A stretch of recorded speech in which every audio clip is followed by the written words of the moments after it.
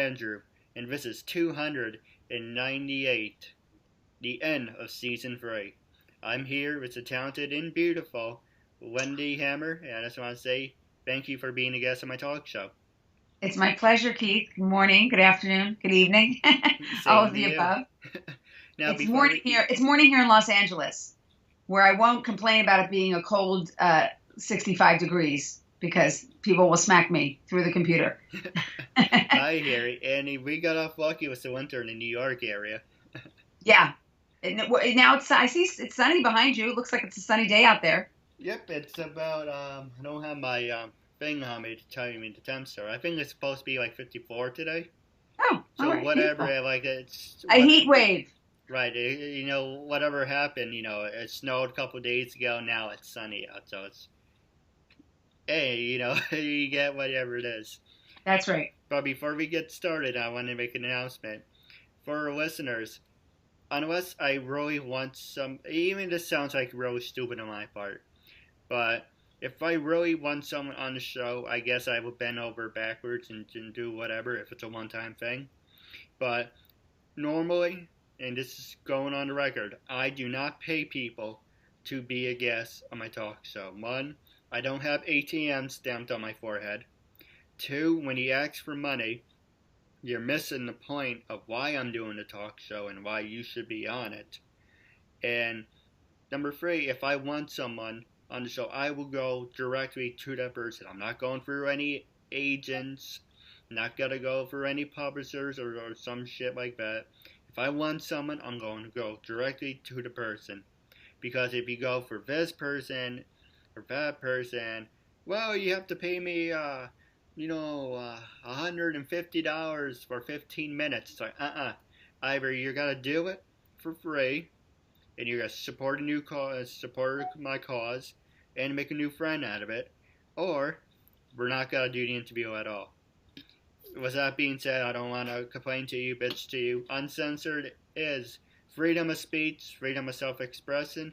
Say anything you want, talk about anything you want, but uncensored for me, besides what I said, freedom of speech, freedom of self-expression. The reason I picked uncensored is to show people that even with a learning disability, I can still overcome controversy and reach my goals in life.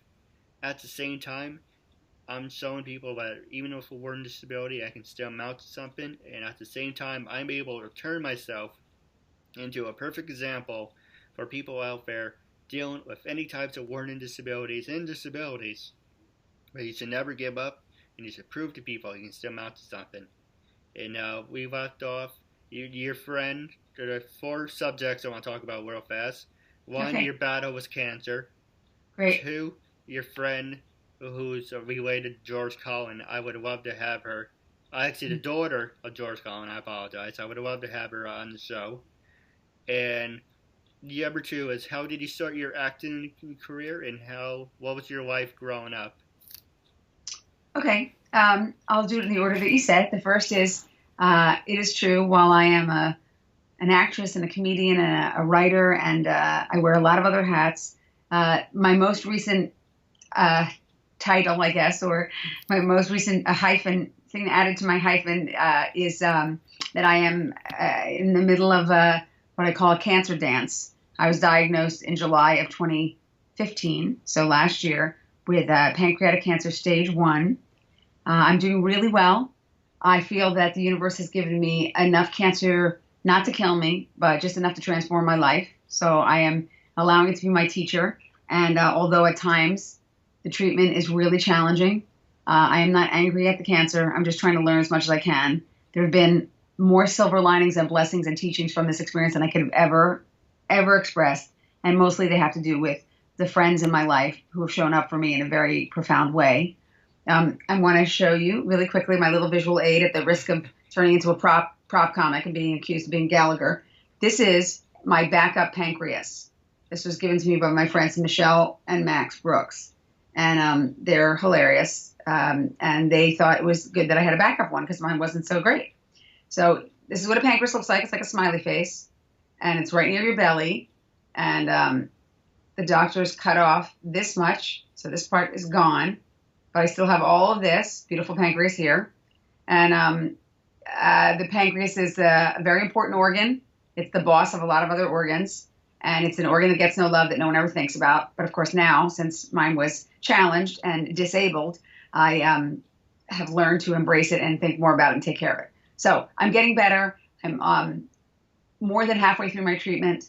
I was in the hospital for, I was supposed to be in the hospital for surgery, major surgery, for 10 days. And after 6 days, the doctors kicked me out. They fired me.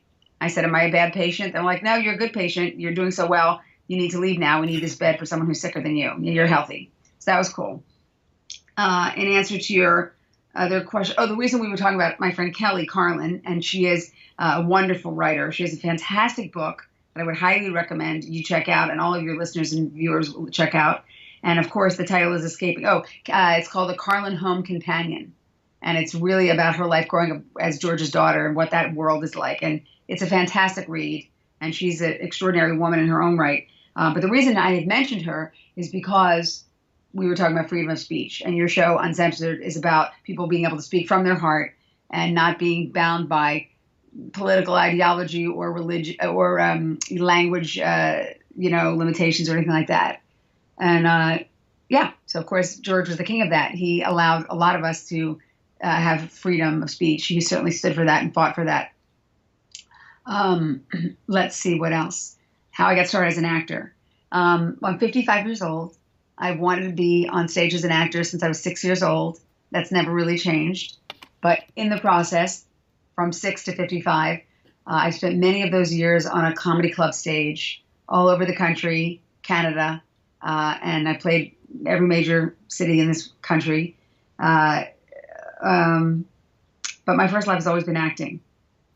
And I studied in high school. I studied in elementary school. I was always taking dance classes. I was always being in plays. I basically did whatever I could to mine those creative juices and find out who I was. And I think a lot of us, creative people, which are many people in the world, whether you realize it or own it or not, a lot of us are creative souls. I think a lot of people have an initial calling towards a creative force. Maybe you're interested in filmmaking or painting or dancing or playing an instrument or even, cooking or learning a language or whatever it is. And it calls to us very early. And then this thing comes along called life and responsibility, and I got to pay the bills. And we sometimes lose our vision or our dream or our passion that was there at the beginning. So a lot of times when people want to get in touch with their creativity, it's not so much discovering what it is as it is remembering what it is. Remembering your roots. Where do you come from as an artist? What were you doing? My teacher, Jeffrey Tambor, my acting teacher, used to say, all of us actors, we were at our best in our garages doing little skits when nobody was watching at age 8, putting on silly wigs and costumes and, using broomsticks as microphones and blow dryers and talking into them and whatever it was. So returning to our roots and trusting that. So I've always loved acting. I've been producing and writing and coaching and doing stand-up and a lot of other things, all creative, and I've made a living at it by hook or by crook all these years. But now, since I got sick, I went, wait a minute, what about my old friend, the actress that lives within me? Because I felt like the acting had gone to the back burner a bit. So my focus in the next year, and one of the gifts of cancer, is that I'm going to really be focusing on doing more and more acting projects, which I'm excited about. That was a really long answer. No, you have as much time as you like. And I can't, while on the subject, I'm looking forward to seeing an acting. Did you want to be on TV, movies, stand-up, or what did you have in mind? All the above. I love live theater. There's nothing like being in a room full of people and having the energy, because being in a play or being on stage as a stand-up comic is like a tennis match. It's an exchange of energy going back and forth. When you're in acting in a traditional play, you have something called a scene partner, right? Or in a movie, you have your scene partner, and that's the other person who's in the scene with you. Well, when you do theater and you do live performance and you do talking directly to the audience, like you do in stand-up or in solo performance, your audience is your scene partner. That the other person in the scene is everybody in the audience. And there's really a great thing when you have that conversation with an audience like that. It's really fun. So I'll always want to continue doing live theater. I have a one-woman show called Ripe that I have toured the country with. I did 7 cities in the year and a half right before I was sick last year. And I will be picking that tour up again, looking forward to coming to Baltimore, Chicago, probably New York, and many other cities. And that's called RIPE. If anybody's interested in learning more about that, they can look at RIPE, like RIPE, ripetheplay.com. RIPE as in juicy, RIPE as in we get better as we get older. Our culture says the opposite sometimes, especially in Los Angeles and in show business. But the fact is, I know more and I am more me at 55 than I was at 45 or 35 or 25. And I am really very much interested in helping people, and particularly women, celebrate and not apologize for the fact that they're getting older and embracing it. And yes, you can be alive and well and vibrant and fully realized and sexy and just everything in your 50s and 60s and 70s. Oh my gosh, of course you can. So that's the theater part. Film and television, yes, I'm interested very much. I've worked a little bit in them. I did an episode of The Sopranos. I was on Mad About You. I was on Curb Your Enthusiasm. All amazing experiences, every one of them. Larry David was a complete pleasure to work with. He was just hysterical and made me feel like a star. And that was a great experience on Curb Your Enthusiasm. Of course, it's ironic to think about it now. We shot that episode at Los Angeles Airport, and we shot it the summer before 9/11 happened. So had it been a couple months later, that would have never occurred. There was no way they would have allowed to shoot there, and that scene probably would have been scrapped, and I would have never been on Curb Your Enthusiasm. So it's just timing in life is interesting. But that was a great experience. I played an airline ticket counter attendant, and I don't know if you know this about Curb Your Enthusiasm, but it's one of the very few non-scripted shows. Well, there are more of them now, but at the time it was one of the really only few non-scripted shows. And he has a strong idea of where he wants the story to go, but there's no actual dialogue written. He just kind of leads you there. And he basically said to me, just, be awful to me and treat me like shit and don't let me on the plane no matter what you do. And it was a lot of fun. We took a lot of takes and we had a great, great time. I've worked in film as well. I really enjoy that. I really want to do a lot more of that. I'm really interested in exploring all these new platforms we have, Hulu and Amazon Prime, and now I'm looking into something called YouTube Red, and I have this one-woman show that I mentioned, RIPE, and I'm thinking that perhaps I'm going to have that shot and sell that to a network. So I'm looking at all these things. But yeah, I'm open. If anybody's watching this and listening, and they're looking for a hotsy-totsy 55-year-old silver-haired fox, I'm available. And so, and that's another thing, in terms of being different. Disability is something that makes us think that people are different. And to me, the difference is what's interesting. To me, that's part of what's interesting in life. If we're all the same, how boring would that be? So I have had if you look on my website, wendyhammers.com, you will probably see some old pictures with long brown hair, which is how my hair looked for many, many years. And after coloring my hair for 25 years, I was like, you know what, I'm done. So I'm like going for it. So I'm what I call myself 50 shades of gray hair. Silver is the new black. But I just feel like part of what we're here to do is truly be ourselves. And sometimes it takes a while to trust that. It takes us a long time to get to be us. No, absolutely. Mm-hmm. Now, next thing I was going to ask you was, how did you start your career? Who influenced you? And did you ever want to do voiceovers, or what's next for you? Okay, so I started acting in plays and taking classes from the time I was a little girl. I always did live theater. I always was drawn to live theater. When I was very little, probably 4 or 5 years old, my parents took me to see a theater company in New York. They're still around. They're very famous in New York. They're called the Paper Bag Players, and they're one of the most famous children's theater companies in the country. And after the show, I somehow managed to get backstage and sneak out on the stage after everybody in the house had left. And I very distinctly, Keith, remember standing on the stage, looking out at this blank but beautiful big theater and thinking, I like the view better from here. This feels really very natural to me, to be up here looking out at the audience as opposed to sitting in the audience looking up at the stage. I like both, but I really like being on stage. And I knew that then and I know that now. And so I just started doing plays and taking classes and workshops and participating in things in high school and just doing anything I could The first big professional break I got was for an old soap opera called All My Children. I don't even know if that's still on the air. I really don't know. I think it is. But a woman named Joan D'Ancheco, who I met, and she was the casting director, and she gave me my first part. I had a couple lines, and that's how I got my union card so that I could work in television and film. And then stand-up comedy happened because I had been doing one-woman shows at NYU as an undergraduate, and people laughed and cried in all the right places. And I thought, oh, this is interesting. I could create work and take it and not wait for the phone to ring. Because as an actor, a lot of times you're waiting for people to give you permission to play in the sandbox. And I didn't want to be waiting for people to tell me when it was my opportunity to do my work. I wanted to just do work. So I started doing stand-up. And I started doing, this was in New York in the 80s. And it was a great time to be there. And I was playing very small clubs all over the place and, telling jokes that weren't particularly well crafted and telling them nervously. And my timing wasn't great. And half the people were drunk and the other half of the people were, whatever they were, just out to lunch. But I learned, have you ever heard of the 10,000 hour rule? Did you ever hear that expression? I think so. I just don't remember what it was. So there's a writer named Malcolm Gladwell who's written a great series of best-selling books. And one of his books is called Outliers. And he talks about in order to become really good at anything, you need to do 10,000 hours at it.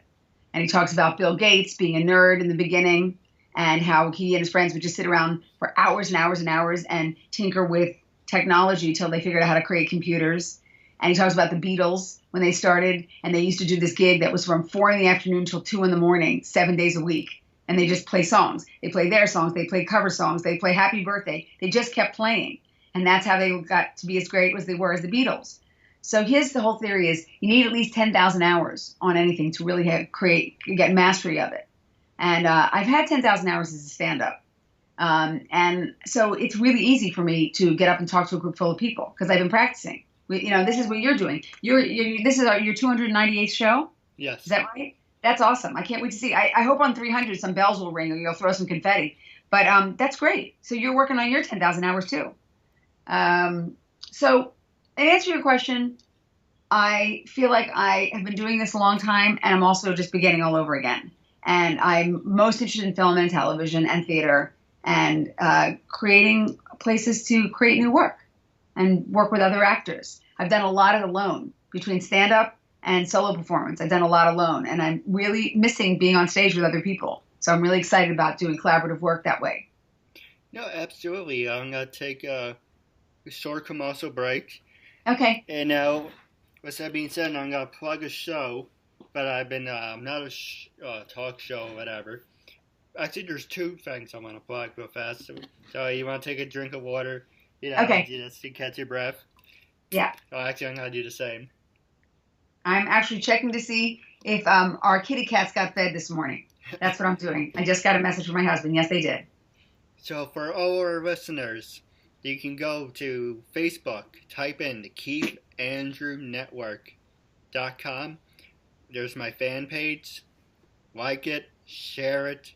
I'm trying to get over 6,000 likes, so the people higher up, like WWE, TNA, HBO, Fox News will take me more seriously. So if you guys can help me get it up, not remotely how it sounds, but if you can get the likes up there, I would really appreciate it. Also, my friend Bay Ragme, if you guys are into podcasts like me, I do video, but he only does audio. Big difference. I can get to that in a little bit. My friend Bay Ragme, it is the owner and creator of Totally Driven Radio. You can go to totallydrivenradio.com. He interviews people from different bands, from different walks of life. And he's a former ECW professional wrestler. So he's already established, and he is a good friend of mine, and was a guest on my show. So he's promoting me on his show. I said I will start promoting him on mine. And also, we're going back on the air right now. I use a website called Celebrity CM. No, not CM. VM. And what Celebrity VM is, basically I'm on there, and I would like to have you on there. It's a website for actors, actresses, CEOs, and everyone. And basically, I don't know. Say you're on there, right? And you charge about $30. So for that $30, I will pay you. You can say, I will wish you a happy birthday. I heard you getting married. I want to say congratulations. Just trying to catch my breath. Like, it's like getting married. It's your birthday. It's congratulations. You're doing this. You're doing that. You can, for $30 that you charge, you can say anything you want. And also, it's a nice way to interact with your fans. It's a nice way to earn some money at the same time. But it's also, a nice way to interact with people. That's what Celebrity CM is. Also, yeah, I didn't know what that said. But going back, do you have to go, or? Oh, I have about 7 more minutes. Alright, that's fine. Now, Okay. going back with the 7 more minutes that we have, you can say anything you want, curse Okay. if you want to. Great. I'm passing the show over to you right now. Okay. So, with that being said, I'm putting you in the driver's seat. Now we're back from the commercial break. I'm Keith Andrew. Along here is Wendy Hammers. And I just want to say thank you for sticking with us. And I'm going to pass the show over to you now. You can ask me anything, promote anything you want. This is your time, after all. Thank you, Keith. Well, I've really enjoyed talking to you this morning. I really have. Again, I'm going to show you some visual aids. This is a picture, which I do not know if you can see this, but this is a picture of a woman named Judy Toll. She was a dear friend of mine, and sadly, she's not here anymore on this planet. One of the funniest women alive, seriously. She was an original member of the Groundlings, which is a big improvisational theater here in LA, and she wrote a movie called Casual Sex with Andrew Dice Clay, and she was extraordinary. And when she passed away from skin cancer in her 40s, it was a wake-up call for me, and it gave me an opportunity to kind of go back and look at my life and see what I wanted to do with the life that I had, because we have lives, those of us that are still here on the planet, and it's almost rude to people who pass on for us not to live our own lives fully, because we have them, so we might as well really live them. So when Judy passed, that was kind of a beginning of me realizing that my marriage wasn't working, and I wanted to end my marriage, and I wanted to start my life fresh, and I did. And I even wrote a play called Ripe, which I toured the country with, and a lot of it is about and inspired by her. That's one thing. Another thing I want to show you is never underestimate the power of humor and silliness and goofiness in life in general and in healing in particular. My friends Catherine Michon and Bruce, oh my goodness, Bruce's name just went right out of my head. He's a fantastic writer. And anyhow, they sent me, it'll come to me, I told them that when I had this vision that I wanted the cancer in my body to leave my body, and I wanted it to go out, but I didn't want it to hurt anybody else. I wanted it to be hurled far out into the universe, where past the planets, where it couldn't hurt anybody. And I thought, what could this little tumor be wrapped in that would protect the rest of the planet from it? And the only thing I could think of was Donald Trump's hair. That seemed like that was somehow was radioactive anyhow. But so that, I didn't wish cancer even on him. I wouldn't wish this on anybody. But I thought maybe some of his hair, I could take that. And so I said, I'd really like to send that out. And then God bless them. The next day, UPS, first class, a package arrives at my front door with a Donald Trump wig. You see that? Isn't that gorgeous? No, so it would have been funny. I never took it out of the package. There it is. And It's like the color of Ronald McDonald. I don't know if you could see it, but it's like bright orange. So there's that. So if I lost my hair, I thought at least I had a wig. And I did lose a lot of my hair, but I had what I call a Justafarian, a Jufro to begin with. I had so much hair. So anyhow, it's all coming back now. And what else do I want to say? I want to say that every single day that you and me don't have physical pain in our body is a blessing.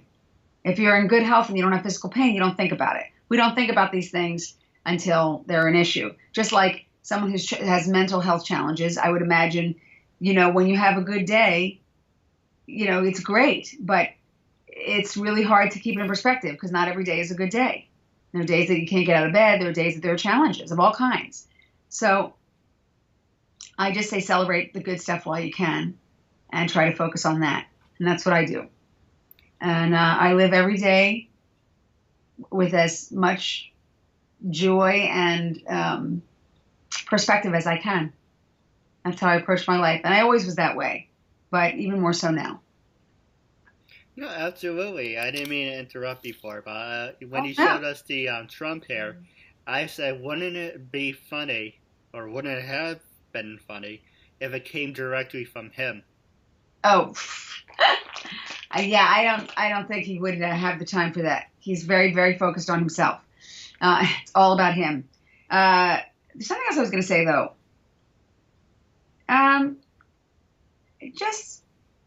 Just life is good. Life is good. Silver linings, and in the midst of craziness, in the midst of the challenges that I've been going through, I have learned a lot. And one of the things I've learned is to receive help, to be willing to ask for support. That's been really new for me and really important for me to learn. So I'm grateful for that.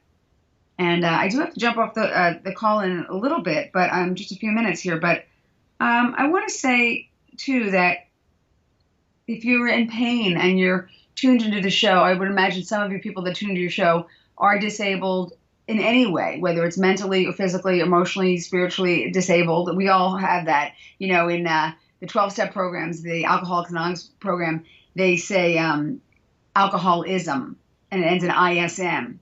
When they say ISM stands for I sabotage myself. And I've heard somebody say we're all alcoholic about something. So whatever it is that our particular challenges are, everybody has them. But to really just each day do whatever it is you can to recognize what you do have that's good, whether it's to write a gratitude list, whether it's to go out of your way to help somebody. I will end with this. When I was going through chemo, which is just not fun. In fact, I started calling it the chemo lounge. I was having my cocktail at the chemo lounge, my drug cocktail. And one day there was a woman sitting in the cubicle next to me, also getting treatment. And I overheard her ordering lunch. And I said, oh, that sounds good. She had a menu in front of her. I said, can I see that? So she passed it over the wall. I ordered food, and I ended up treating her to lunch. And I wanted to do that. And she said to me, wow, that's incredible. That you really don't have to do that. And I said, oh, for goodness sake, you have cancer. It's the least I could do. Now, I also had cancer. Yeah. But in that moment that I did that, I was just a person helping somebody else. And in that moment, I wasn't focused on my cancer. And that was really helpful for me. So honestly, giving can be a very selfish act because it makes you feel good. Makes me feel good. No, so that's what I have to say about that. And I really appreciate the time. I wish you nothing but success and consciousness and blessings in your life and with your show. And carry on. Now, before we wrap up, I have two things, so I'll quickly run past you. Great. The first one is, when I first approached you, what was your honest opinion on me? Going on the record, what's your honest opinion on me when I first approached you? And what made you agree to be a guest on the talk show, and how do you feel now? Well, you remember you're dealing with someone with chemo, brain, and menopause, so I can barely remember 5 minutes ago. But I remember that you were kind but persistent. You were focused. I really never had much approach through LinkedIn. I don't really use it very often. I think that's how we connected. And because of all that's going on in my life right now, I'm open to new things. And I was like, all right, fine. And then I think that I probably should have made it clear to you early on that I was dealing with some challenges. So you were persistent and you kept reaching out to me. And I was like, oh, this guy doesn't realize I've got stuff going on. And I thought, well, he's not psychic. How can he know? But my experience has been completely pleasurable, and you're lovely. And I'm glad I did it. So and you're making a new friend out of it. Always a good thing. Absolutely. What do they say? Strangers are just friends we haven't met yet.